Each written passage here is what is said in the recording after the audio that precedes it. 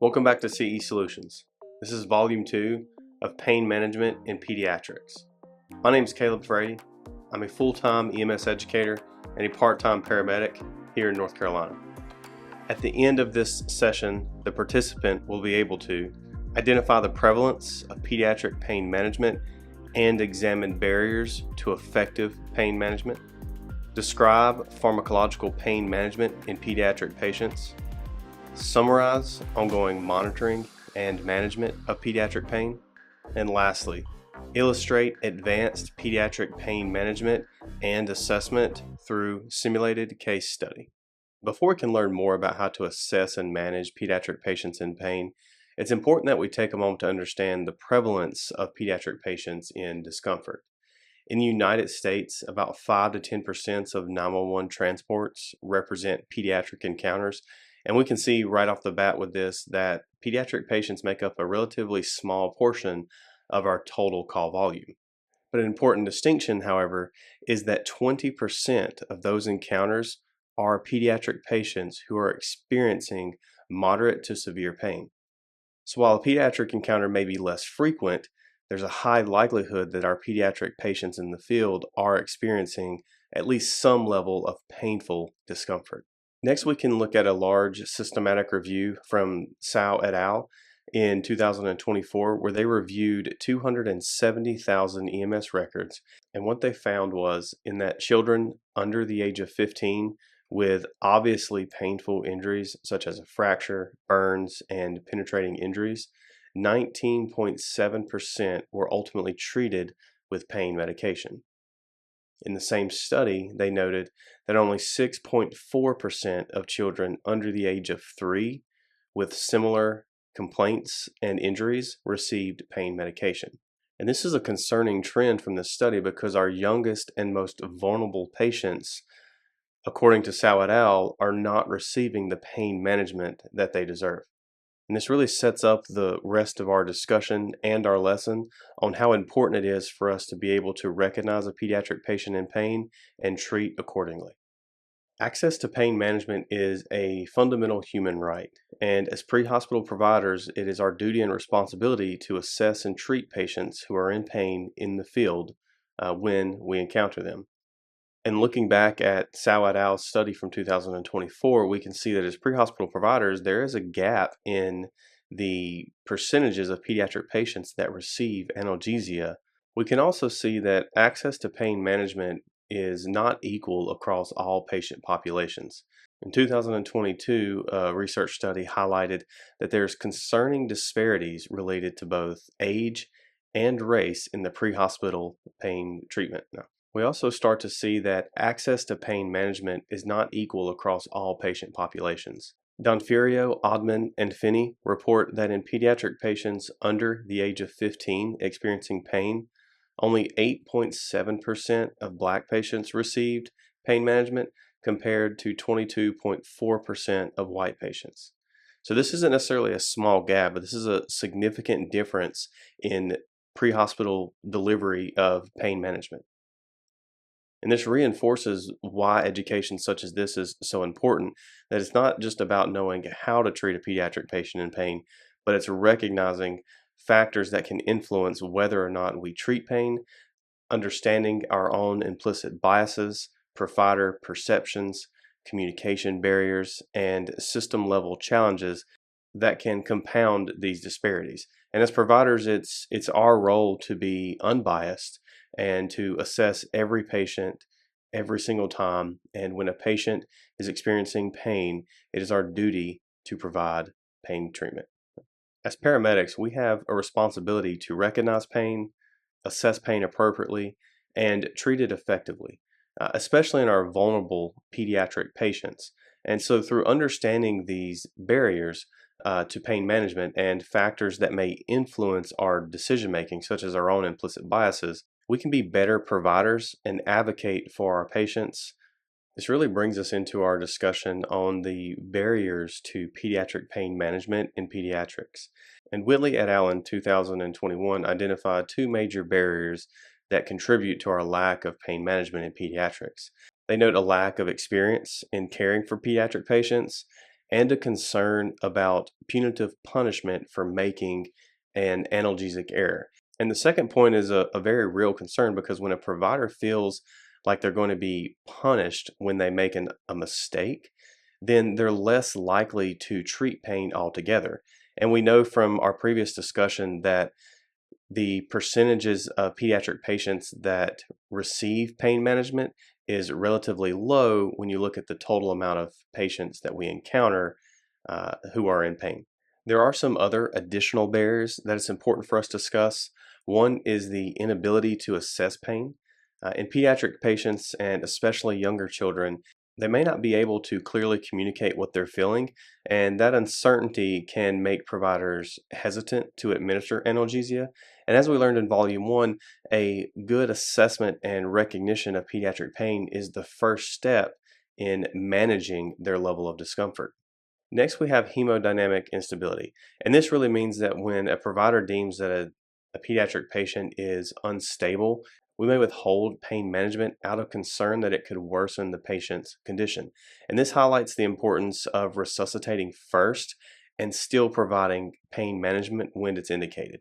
They also noted that the masking of symptoms was a reason providers said they may withhold pain management in pediatric patients, out of concern that it could interfere with assessment findings, particularly in cases involving abdominal pain or trauma. Poor ambulance suspension was noted as a barrier to pediatric pain management.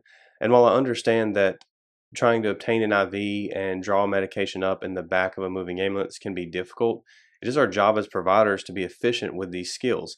And it is acceptable for us to pull the ambulance over and control our unit so that we can administer the treatments our patient needs before resuming transport.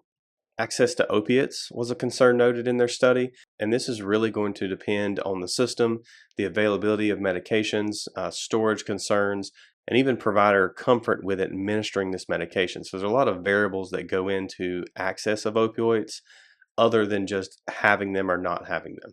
Difficulties with IV placement was also noted, and we know that pediatric IV cannulation is a very challenging skill, and it's one that often fails, and it's one we don't do very often because pediatric encounters make up a small portion of our total patient encounters. And that may cause a provider to not obtain an IV and thus not provide pain management because we're unable to gain that access. And lastly, Sawad Al noted that caregiver refusal or lack of knowledge of EMS capabilities was a barrier to pediatric pain management. Sometimes parents and guardians refuse pain medicine, maybe out of fear that the medication may cause their child to become addicted to that opiate, or they don't fully understand that EMS has the capability to effectively manage their child's pain. And as providers, it's our job to educate the caregivers on why we need to give these medications to help ease their child's discomfort. And in some cases, it may involve letting the parents know that we have these medications at our disposal. And as we move through this lesson, we're going to talk about some of the different ways that we manage pediatric patients in pain. And in some cases, a multimodal approach to pain management is what's necessary to truly manage our patients' level of discomfort. The question from all of these barriers is, how do we address them? One way we can do this is through high fidelity simulation training that mimics pediatric calls, encourages decision making under pressure, and pushes a provider to actually use the tools that are available to them, such as intranasal medications, to help bridge the gap in understanding that for most, if not all of these barriers, there is a way for us to adapt to them and manage our patients more effectively. Sawadal also noted as a possible solution that providers emphasized that there was significant value in reviewing case studies. So learning from real calls and how other providers treated patients was able to build clinical judgment in a way that a simple lecture cannot do. And lastly, with this slide, Sawad Al also identified some of the factors that increased the likelihood of a pediatric patient receiving analgesia, and that would include the use of intranasal narcotics, longer transport times, vital signs that clearly suggest significant pain. However, we know that vital signs are subjective in pediatric patients and not as reliable in most cases, and the provider's desire to stabilize the patient as some of the areas that encourage pediatric pain management. And these are areas that we can focus on strengthening to increase the amount of pain that we manage in pediatric patients. So make sure to review your local protocols, revisit how to assess pediatric pain and what your treatment priorities are.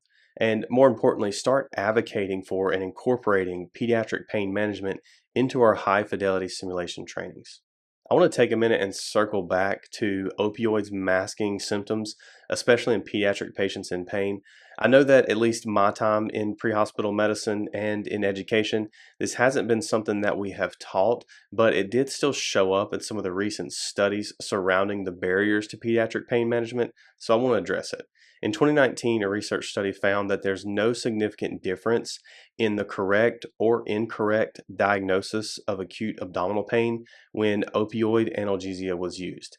And they also concluded that any type of opioid analgesic can be used safely for acute abdominal pain without the risk of impairment of diagnostic accuracy. So this very clearly tells us that not treating a pediatric patient in moderate to severe pain with opioid medications is the incorrect practice, and that these medications can be used safely in patients experiencing abdominal pain and other medical complaints that can cause pain without limiting the hospital's ability to diagnose and treat their injury or illness. So please adopt this as our best practice, where we should treat patients in pain while continuing to assess their level of discomfort.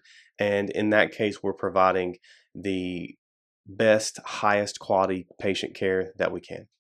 So we spent some time talking about the prevalence of pediatric pain, looking at some of the barriers that pre-hospital providers note as to why we don't manage pediatric patients in pain. And now I want to focus on some of the different routes of administration that we can provide analgesia to our patients. The first and probably the best way to give a pediatric patient pain management is the intranasal route. The intranasal route helps to overcome a lot of the barriers that are noted to pediatric pain management, such as difficulty with IV cannulation mainly, and safety concerns surrounding administering these medications. So we know that starting an IV can be really difficult in a pediatric patient, and it's not the type of IV stick that we routinely have the opportunity to do, so our skills with this patient population in many cases can be lacking. McDonald et al. In 2025 conclude that intranasal fentanyl is superior to oral morphine in pain management of pediatric patients with long bone fractures. So this helps us to feel confident that the intranasal route is a proven, safe, and effective way to administer analgesia to our pediatric patients, and in some cases can provide better pain control to other routes of administration. And then perhaps the most glaring benefit to the intranasal route is that IN fentanyl has been shown to significantly reduce the time to pediatric analgesia. So if you imagine a case where you have a pediatric patient that is in severe pain with a long bone fracture, and the amount of time that it would take for us to gather our IV supplies, place our tourniquet, look for a vein to cannulate, go through the process of starting the IV, dealing with patient anxiety, providers watching their child writhe in pain due to a severe injury. We can skip all of that and go straight to an intranasal route that doesn't hurt, allows us to very quickly administer the medication, and it's proven to be effective in managing their pain. And in my practice, the intranasal route has worked really well for pediatric patients with extremity fractures, as it's able to get the pain medicine administered, allow it to work quicker, and that really helps you to incorporate other ways to manage a patient's pain, such as comfort measures and splinting to complete our pain management priorities. And this can be hard for providers to change our mindset, as we typically associate obtaining IV access as one thing we need to do before we can give medications. But it's important for us to apply critical thinking to this and recognize that there's other ways that we can give medications, and we should do so strategically to meet our treatment goals. Some of the advantages and disadvantages of intranasal medications. Well, for the advantages, intranasal medications, like we talked about, allow for faster administration. They have pretty good bioavailability, and they require significantly less technical skill when you compare that to the process of starting an IV. In pediatric patients, these advantages matter because a relatively painless procedure compared to a needle from an intramuscular injection or an IV helps to eliminate adding additional painful stimuluses before it's really necessary. There are some limitations to be aware of with intranasal medications, one being that the volume of administration is limited, which can affect dosing, especially in larger or heavier pediatric patients. The absorption of the medication can be affected by factors within the nose, such as nasal congestion, the use of vasoconstrictors. So if the child's had a nosebleed and has been given Afrin or something like that, that can affect how the medication is absorbed. And in cases of facial trauma or active epistaxis, may contraindicate this route of administration. So from what we've discussed this far, we know that IV access is difficult and it delays care in pediatric patients. As providers, we tend to hesitate when it comes to managing pediatric patients in pain, and all of this prolongs the time to begin treating their pain with analgesia medications. The intranasal route helps to address all of these barriers, and it's noted to be fast, effective, and it's supported by evidence. The intranasal route should be considered our preferred first line for pediatric pain management in most pre-hospital situations. So this doesn't mean that we would never use other routes of pain management, such as intravenous, intramuscular, or even oral medications, but it does mean that in some cases the intranasal route is the best choice to treat a patient in pain quickly and effectively. I'm not going to spend a lot of time on the actual process to start an IV in a pediatric patient, but starting an IV in a child 3 years of age or younger is extremely difficult in the field, and our success rate for pediatric IV cannulation is relatively low. For me anyway, this aligns with some of my field experience where it is difficult to start IVs in infants and even school age children, especially kids that are scared of needles. And it takes an experienced provider to be able to manage that scenario and start an IV. We can look at some of the data, and Samaki et al. Report that IV attempts were only made in about 17% of pediatric encounters.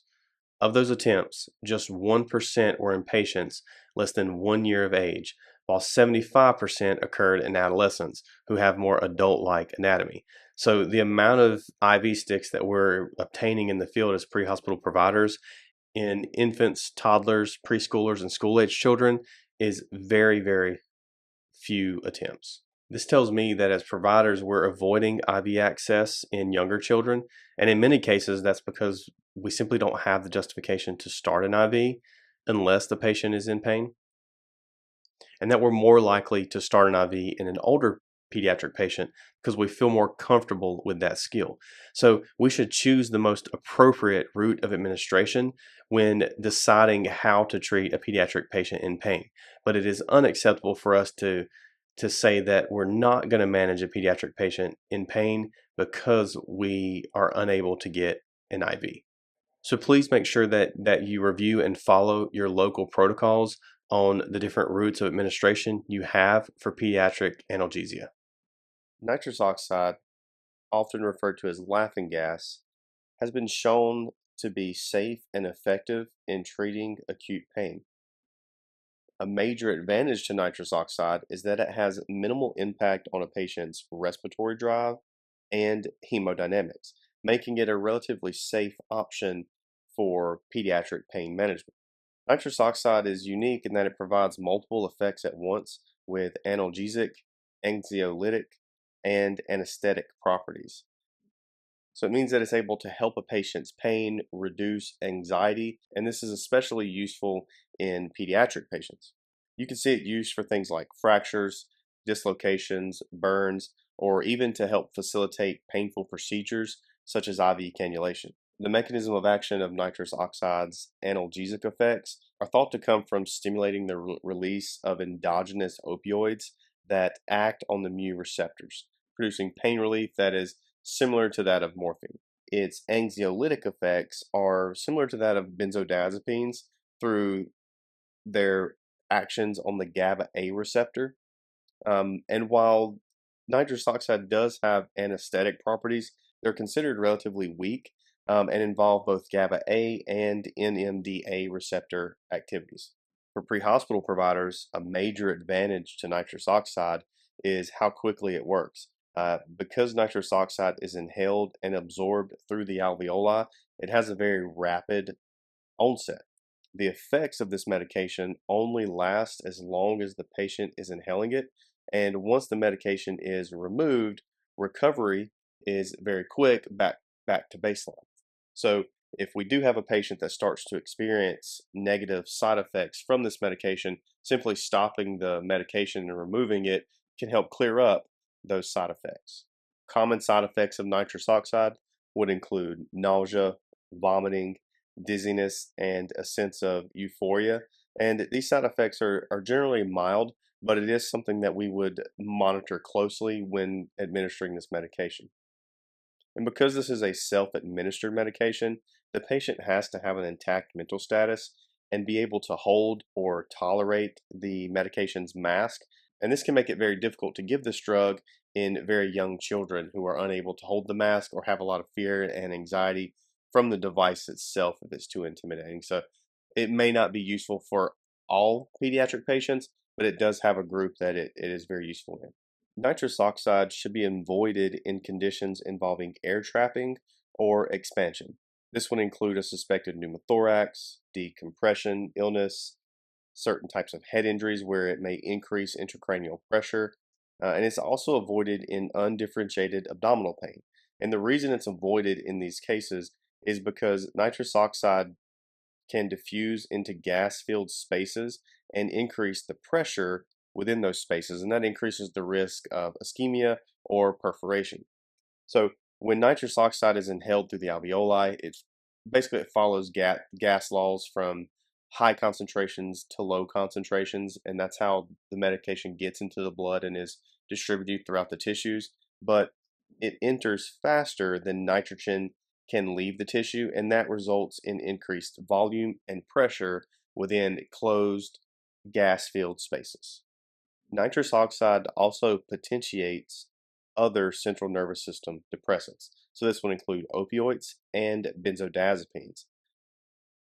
So because of that, we do not combine these two therapies, and if we determine that a patient needs narcotics, then the nitrous oxide should be discontinued first and allow the symptoms to reside as we monitor the patient before we proceed with another route of pain management in our pediatric patient.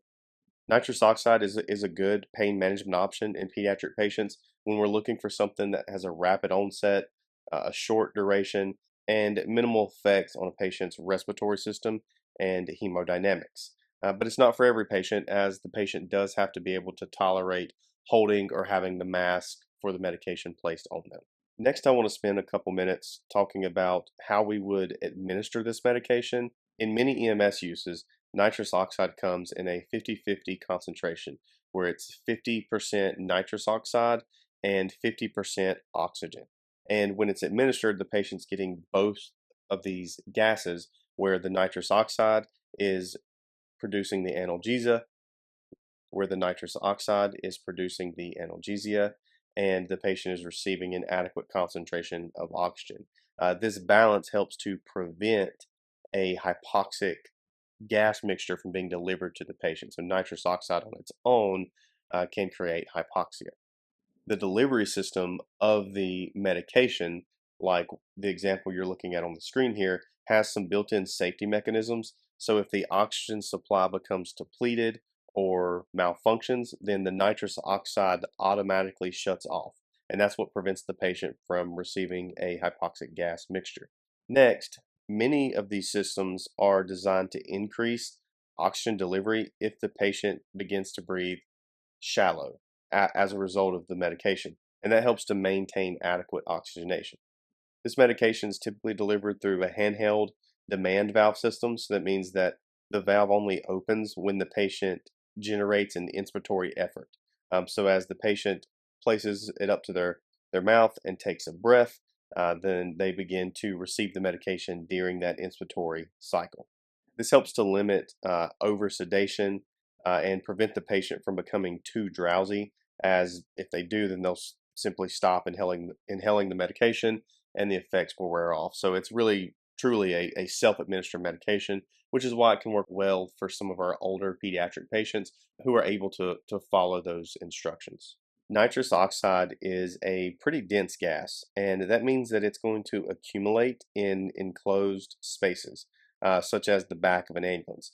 And if ventilation is poor or the ventilation fan is not turned on in the ambulance, then this medication can build up to the level that it starts to affect providers. So, in administering nitrous oxide, it is imperative that we ventilate our unit very well. So, the vent fan is on, maybe even open a window so that the excess medication can escape from the enclosed back of the unit. While nitrous oxide is considered an ALS medication, in many local protocols it's been adapted to BLS providers. So regardless of your certification level, nitrous oxide has a lot of utility in pediatric pain management, and it's a relatively safe medication that is well tolerated in patients because it's self-administered and the device itself has safety mechanisms built in. It can be a safe medication that can help treat pediatric patients in pain. Regarding IV acetaminophen, in 2024, Osorio et al. Conducted a large comprehensive review of 2,344 studies comparing intravenous and oral acetaminophen for pain management. Their findings challenge a common assumption in pre-hospital medicine that IV medications are more effective than other routes of pain management. Ultimately, they concluded that the evidence does not support the superiority of administering acetaminophen IV over the oral route for pain management. The study did highlight that intravenous acetaminophen reaches peak plasma concentrations more rapidly compared to the oral route, and that can translate to a quicker onset of analgesia that may be beneficial in many patients who are experiencing acute severe pain where immediate pain relief is desired. However, when you compare this to our pediatric pain management, we know that that decision to provide an IV medication is really going to be influenced on time, environment, patient cooperation, and ability for us to obtain an IV within a relatively short period of time or at all, depending on patient's anxiety with a painful procedure. Toradol or Ketorolac is another medication that can be used for pediatric pain management, and it's considered an off-label use as currently the FDA has not cleared it. However, national standards and local protocol can still allow it to be given to pediatric patients in pain.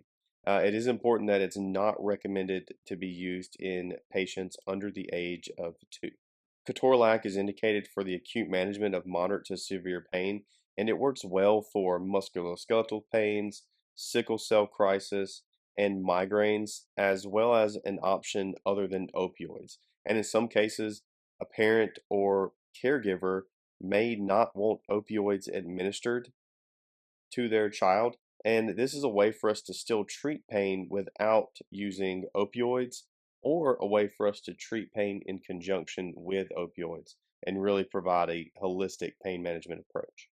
Ketorolac is considered more potent than other NSAIDs, and a single dose for a pediatric patient is zero point 0.5 milligrams per kilograms once, not to exceed 15 milligrams. Ketorolac works by blocking both cyclooxygenase 1 and cyclooxygenase 2 receptors, inhibiting the creation of prostaglandins. And through this inhibition, it's able to decrease pain, fever, and reduce inflammation.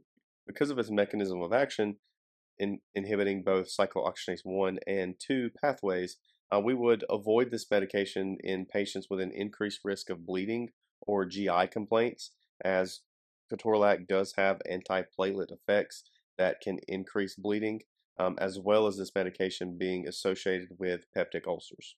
We would avoid this medication in patients with hypotension that's due to renal toxicity or a child with poor renal function. We wouldn't want to give this medication to. Allergies or sensitivities to NSAIDs would also be contraindications.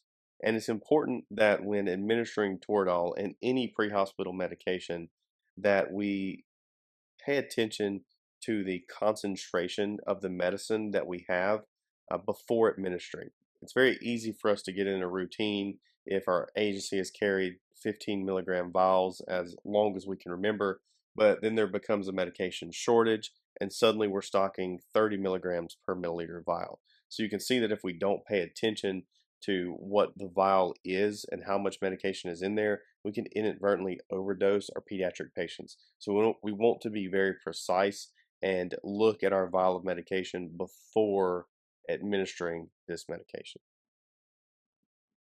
Opioids are one of the most common ways for providers to treat pediatric patients in pain, and the analgesic effects are produced through agonism of opioid receptors in the central and peripheral nervous systems. Prehospital opioids, such as morphine and fentanyl, are primarily going to bind to the mu receptor and are considered strong opioids.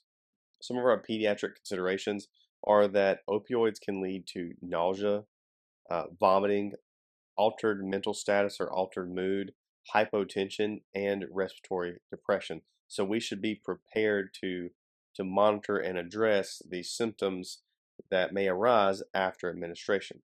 That may include administering an antiemetic medication such as Zofran to treat the side effects of nausea secondary to opiate administrations, and monitoring a patient closely for hypotension and respiratory depression. Other common side effects of opioids would include constipation and itchiness. Opioids are an acceptable pre-hospital intervention for the treatment of pediatric acute pain. Morphine and fentanyl are our two primary opioids, and we shouldn't be scared to treat our pediatric patients in pain with opioids, as these are effective medications that can be used safely when given according to our local protocols. In the case of morphine, it can cause histamine release, and this can lead to vasodilation that contributes to hypotension secondary to morphine administration. Some other factors that are associated with opioids causing hypotension, this would include fentanyl as well, can include a reduction in alpha receptor stimulation within the sympathetic nervous system. So that affects the size of our blood vessels. Nitric oxide release, which is a potent vasodilator. So in morphine's case, that would be caused by the histamine release, as well as these medications stimulating a vagal response, leading to decreased cardiac output secondary to that response. So because of these effects, with morphine being associated with hypotension due to histamine release, we wouldn't want to give this medication to a patient who is hemodynamically unstable. And as ALS providers, we would need to understand that we would need to resuscitate first. So that might include providing oxygen, ventilating, providing IV fluids in severe cases. And it's also important to highlight that morphine needs to be administered intramuscularly or intravenously. This is not an intranasal medication. Fentanyl, on the other hand, is the most common way for us to treat a pediatric patient in pain, and it has been shown to be effective in treating burns, fractures, and patients in abdominal pain. Fentanyl has less hypotensive effects and is safer to use in children with hyperactive airway diseases. And we talked earlier about the intranasal route and how it's effective to get pediatric analgesia quick and painless in pediatric patients. Fentanyl is one of the primary medications for that. And Kuniko et al. In 2023 concluded that intranasal fentanyl has been shown to be as effective as IV morphine. A typical dose for fentanyl is 1 microgram per kilogram with a max single dose of 100 micrograms. But always follow your local protocols to determine what your minimum and your maximum dose is of narcotic medications such as morphine and fentanyl. Anytime that we provide a patient with an opiate medication, it's essential that we monitor them very closely. We also should understand that pulse oximetry is not an effective way to measure hypoventilation, apnea, and hemodynamic instability, mainly because there's a lot of factors that can influence this assessment tool's reliability. Capnography, however, is going to be our best indicator of hypoventilation and is superior than pulse oximetry measurement alone and should be utilized anytime we administer opiates to a patient. We also should assess the patient's pain severity before and after medication administration, as well as after interventions and just before arrival to the emergency department. It's Saturday morning, and we're dispatched out to a football field for a child who has suffered a big hit. Our dispatch notes tell us that we're responding to a 7-year-old who's been injured while playing football. As we arrive and we walk into the field, we can see that there's a large crowd that's gathered of spectators, the patient's parents, other players, as well as coaches and athletic training staff. As we get closer to the crowd, a coach walks up to us and says that this patient took a significant blow from the side and immediately started crying and holding their left arm. And when they got up to them, you could tell that there was obvious left arm deformity. So as we begin our assessment, it's going to begin with our primary assessment because our first goal is to ensure that there are no immediate life threats that we need to manage. We find that the patient is crying loudly and able to look at us and even tell us his name as we approach. That tells us that his airway is patent and protected. This patient's appearance, according to the pediatric assessment triangle, this really tells us that the crying and the facial grimace are key indicators that this child is in significant amounts of pain. As we assess breathing, the patient has a rapid and regular respiratory rate with equal chest rise and fall on both sides. For circulation, we feel a rapid and bounding pulse, and the patient's skin is warm to touch and diaphoretic. All of these signs and symptoms from our primary assessment point towards some moderate to severe level of distress, but none of them are indicative of immediate life threats. So because of that, we can go ahead and proceed forward with our patient assessment. Since this call involves a traumatic injury and the mechanism or the potential of injury due to being struck from the side like this, there could be other injuries aside from the patient's arm that we haven't felt yet. So in this case, we do a rapid trauma exam. We use athletic trainers on the field with us to assist in removing some of the patient's protective devices, such as their shoulder pads, their jersey, and even their helmet if we feel it's appropriate. So after we have appropriately exposed not only the injured area, but other areas of the patient's body that we need to assess, we can begin our head-to-toe assessment. And when we do our head-to-toe assessment, we do not find any other deformities other than what appears to be a deformed humerus, in addition to the patient's initial presentation with crying, complaining it hurts, and facial grimace, are all indicators that this patient is in significant amounts of pain, and at some point in our care, we may need to address that. As we continue with this case, we could have delegated vital signs to our partner when we arrived so that as we're conducting our assessment, we can get our vital signs simultaneously, and that can help better inform the method or modality that we use to treat pediatric pain. And our partner comes back with a heart rate of 128, a respiratory rate of 25, a blood pressure of 104/68, and an oxygen saturation of 99%. All of this brings us to our fifth vital sign, which is our pain assessment. In this case, with the patient being 7-year-old, they can self-report their pain to an extent, but not in the same way and not as reliably as an adult would. So the Wong-Baker Face Pain Rating Scale is the most useful tool to rate this patient's pain.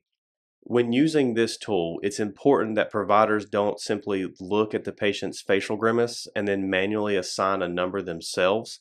Rather, we should present the patient with the Wong-Baker Face Scale and allow the child to select the face that matches their pain level. And flexibility is important with this. Our pain assessment should not delay our care, rather it should inform and support it. In this case, the patient immediately points to the hurts worst face on the far right of your screen, indicating a 10 out of 10 pain level. In this case, we've identified and isolated Humeral injury. assessed our patient. We've established that this child is in severe pain. So our question becomes, how do we actually begin to manage this patient's pain? What are some of those priorities and what are the best ways to do that? Well, from volume one, we learned that pain management in pediatrics is not simply just about medications, right? It's about our basic level skills. So we can start with a position of comfort, having a family member try to comfort the child, get them into a position where the pain isn't as much or is at least bearable. That may even include splinting with a sling and a swath. We should start with those types of things first as we prepare ourselves to move into ALS pain management. Considering this is a football injury, there are some considerations to discuss there. Our athletic trainers and other professionals on scene at these types of events are going to be our go-to when it comes to how to remove and defeat some of the straps and mechanisms that hold that equipment on. So utilize those providers to our advantage to help us safely and efficiently remove athletic equipment when needed. But also keep in mind that in this case, simply removing the equipment could be painful. So it is acceptable for us as providers to leave that equipment in place, begin pain management, and then remove it later. A lot of it comes down to what we're actually presented with when we do get this type of call. So after we've addressed some of our basic ways to manage pain, we can start to think about ALS pain management. And ideally, we want to start ALS pain management before we start to move the patient's arm around a lot, before we stand them up and put them on the stretcher and put them in the ambulance, and definitely before we begin transport. This is not the type of call that we should begin our transport driving down the road before we've administered some sort of comfort measure through pain medication to our patient. Intranasal fentanyl is likely the best option in this case. The patient's 7 years old, in severe pain, probably having difficulty sitting still. Obtaining an IV in this case is probably not going to be the fastest and most efficient way to begin treating the patient's pain, as well as an IV causing additional pain through a stick. Even an intramuscular injection can add more anxiety and pain to our patient who's already in severe pain. So the intranasal route, as we talked about earlier, is a fast, effective, and easy way to provide pediatric analgesia and is really a good way for us to initiate that pain management as we continue our assessment, movement to the ambulance, and then if we deem it's appropriate, we could obtain an IV once we've managed the primary source of the patient's pain. Our dosing for fentanyl in this case is 1 microgram per kilogram. Our max single dose would be about 100 micrograms, and our max total dose is 200 micrograms. And this can vary between local protocols, so please follow your dosing regimens. If we were to say that we have a patient that's 50 pounds in this case, that's going to be roughly 22 kilograms. So we would give this patient about 22 to 23 micrograms of fentanyl intranasally. Fentanyl may not be the only medication that we could give this patient to manage their pain. In an agency that carries nitrous oxide, this might be a good option to begin managing the pain, especially if the patient's caregivers deny the use of narcotics or are uneasy about us providing that type of pain management to their patient. Please keep in mind that we would avoid mixing nitrous oxide with opioids. If we end up giving them both to this patient, we would administer nitrous oxide, stop that procedure, allow that medication to wear off, and then we could administer the fentanyl. We also have options for NSAIDs, such as IM Toradol and even IV acetaminophen in an agency that may carry that and it's approved in pediatric patients. The dosing for those can vary. Your typical Toradol dose for a pediatric patient is 0.5 milligrams per kilogram to a max of 15 milligrams. And this is an intramuscular injection. So we need to manage that depending on the patient's comfort level with needles. If it's going to cause too much additional pain and anxiety, then it is acceptable for us to withhold that treatment. The next big question is, do we need IV access? Well, in this case, it's an isolated extremity injury. So our IV access really becomes more situational than just mandatory.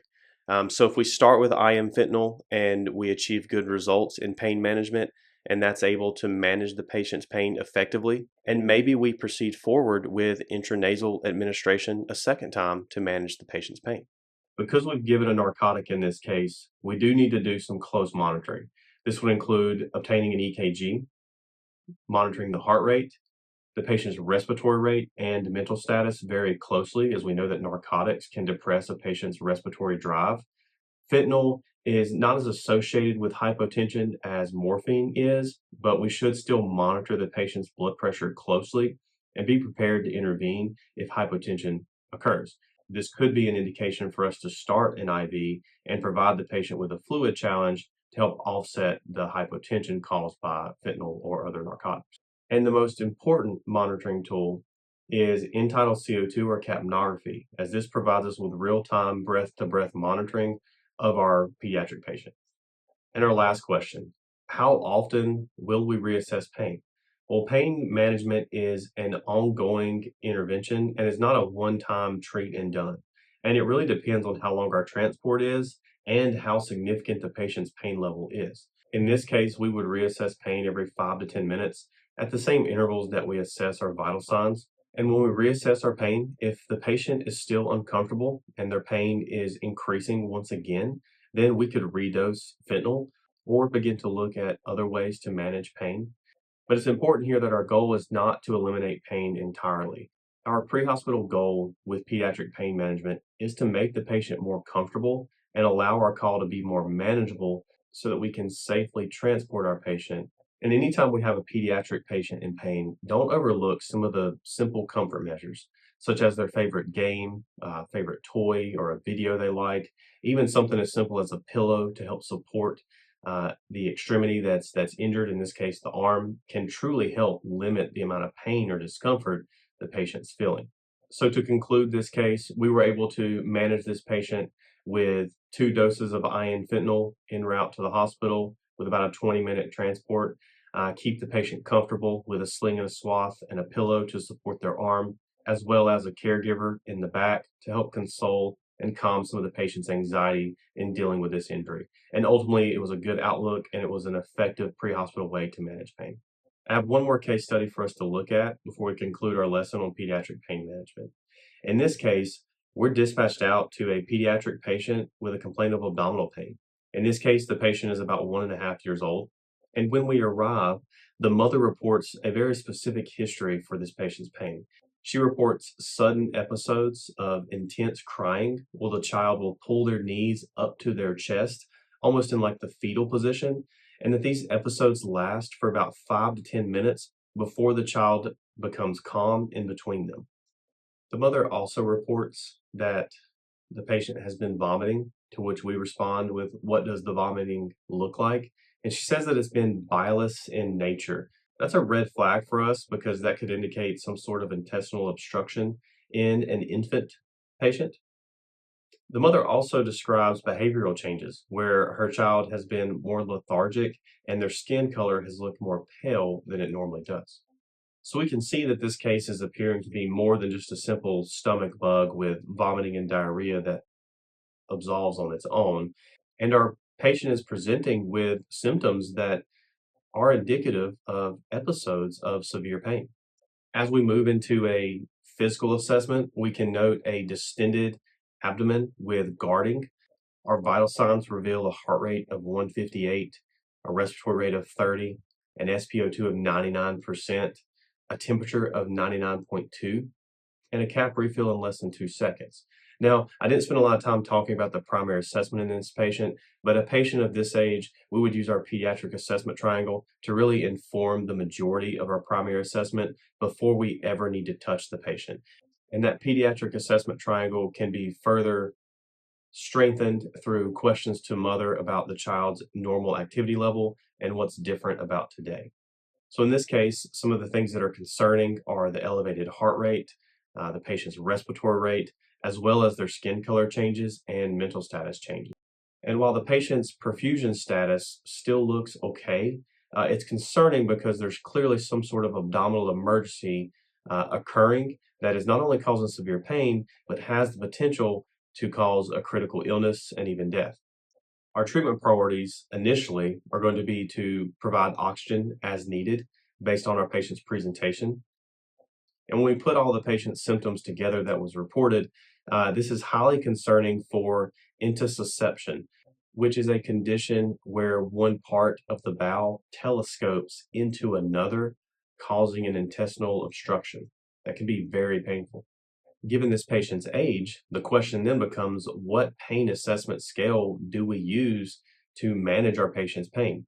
And in this case, the FLAC scale is the most appropriate because it allows us to manage and gauge the patient's pain without them having or being able to self-report it. For face, we would give this child a score of 1, and this means that the child is occasionally grimacing or frowning, but not in constant distress. So between episodes, the pain is relatively gone, but during episodes, it's very severe. For legs, we could give a score of 2, as it was reported that this child is drawing their legs up towards their chest. That's a classic sign of abdominal pain. For activity, a score of 1 is most appropriate. The child is tense or shifting positions, so struggling to get comfortable, but not completely rigid or arched, unless it's during a painful episode. So in this case, we would go with a 1. For cry, we would assign a 1, and this would mean that the child is moaning or whimpering intermittently. Fits best for this patient's presentation where there's intermittent periods of severe pain followed by discomfort in between that's relatively minor. And lastly, consolability. In this case, we provide a 2 because according to the mother, during these episodes, the child is difficult or impossible to console, which is why we would assign a 2. That brings our total FLAC score pain rating up to a 7 out of 10. It's important to note that we achieved this based off the patient's developmental age and the mother's report. And this really highlights that pain management in pediatrics, in many cases, is not verbally reported, and rather it's gauged through a behavioral assessment of our patients. So, with this case in whole, the most concerning things are the complications from intussusception. So managing shock, airway breathing, circulation, IV access, fluid management, patient comfort are going to be our priorities. And pain management plays a role in our patient's care. It just comes after we've managed some of those higher priorities that I discussed. So if we were to skip forward in this care to when we're at a point to actually begin to manage this patient's pain and comfort level, what medications are indicated? In this case, again, fentanyl is likely our best choice. It can be given intranasally, can be given intravenously. For this case, we've already obtained an IV. We're giving fluids to help support our patient. We can go ahead and administer a bolus of fentanyl to help with the patient's discomfort level. However, keep in mind, because the patient initially presented with some lethargy, we would need to very closely monitor the patient's respiratory status in this case and be prepared to ventilate or provide supplemental oxygen when it's indicated. Morphine is also an option in this case, the main drawback being it's more associated with hypotension. Now, what medications would we avoid for this patient? The first one is nitrous oxide. Nitrous oxide is contraindicated in cases of undifferentiated abdominal pain. So while we're pretty sure this is intussusception, we can't truly know based off our assessment, and there could be other causes of this abdominal pain. Nitrous oxide diffuses into gas-filled spaces and can actually make a bowel obstruction much worse, as it can worsen distension, can cause increased pressure, and ultimately lead to tissue ischemia. NSAIDs, such as Toradol, are also contraindicated in this case.